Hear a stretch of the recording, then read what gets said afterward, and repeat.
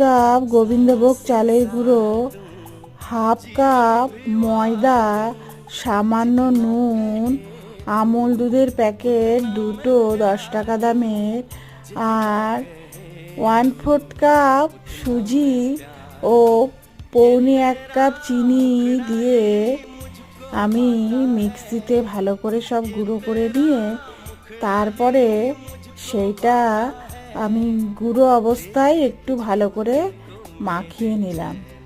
মাখিয়ে নেওয়ার পর তারপরে আমি সেটাকে জল দিয়ে আস্তে আস্তে গুলে নিয়ে আধ ঘন্টা রেখে দিলেই তৈরি হয়ে যাবে পাটিসাপটার ব্যাটার।